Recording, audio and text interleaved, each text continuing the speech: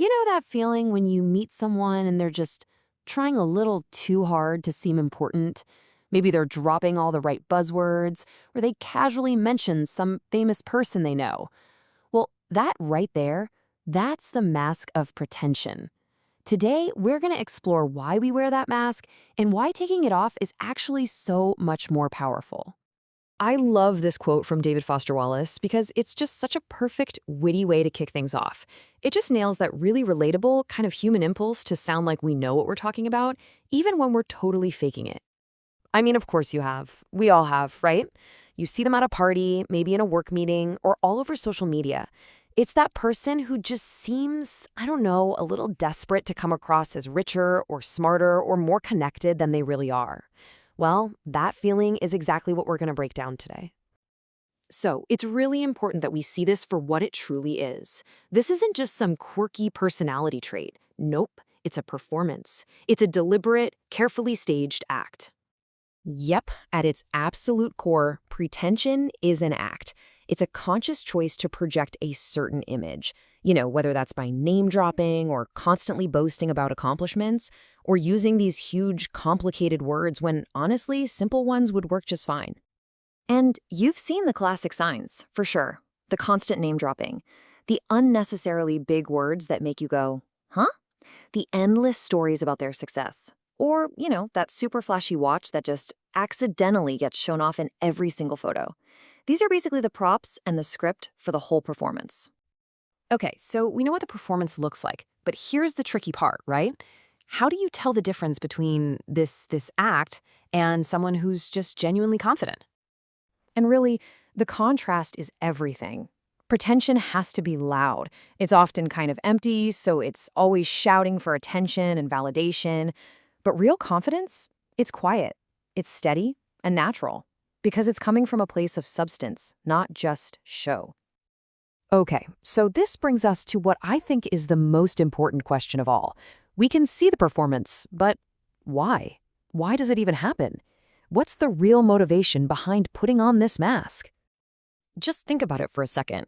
Whether it's something you see in other people, or, let's be honest, maybe even in ourselves sometimes. What drives someone to put on such an elaborate show? Well, the answer is way simpler and a lot more human than you might think. That's it, one word. At the root of almost all pretension, you're going to find fear.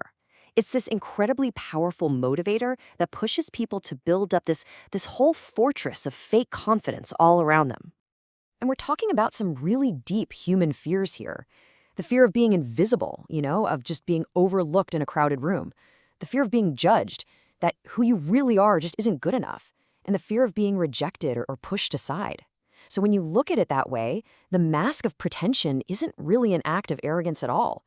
It's a shield born from some pretty deep insecurity.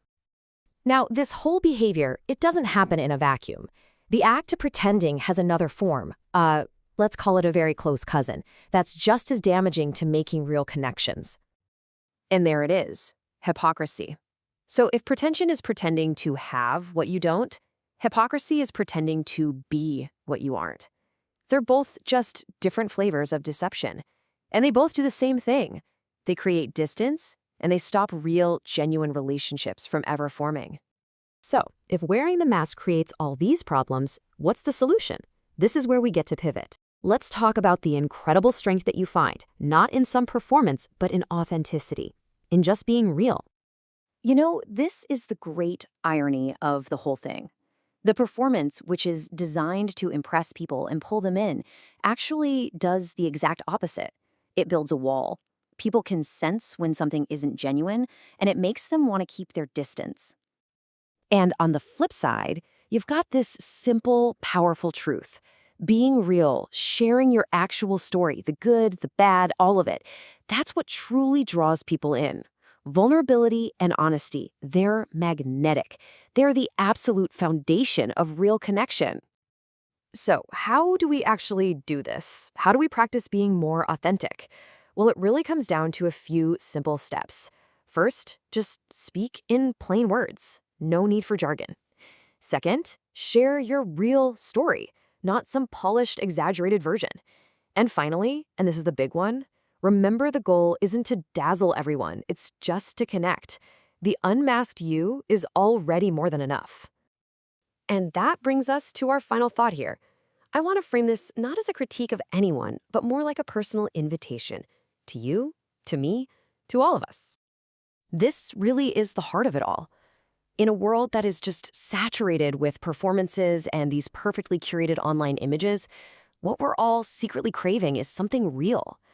Your honesty, your true self, is so much more powerful and so much more needed than any performance you could ever stage. So I'll just leave you with this to think about. What mask, if any, are you wearing?